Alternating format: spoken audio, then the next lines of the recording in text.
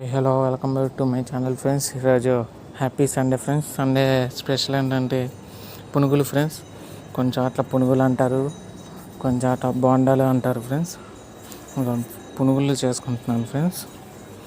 పునుగులు తినాలనిపించింది. రోజు దోశలు, ఇడ్లీలు ఇవన్నీ తిని బోరు కొట్టింది.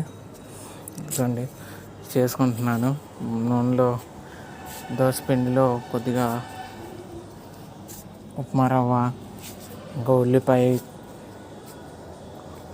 కరివేపాకు ఇవన్నీ వేసుకొని, క్యారెట్ ఇలా వేసుకొని మిక్స్ చేసుకొని వేసుకున్నాను ఫ్రెండ్స్. ఇదిగోండి,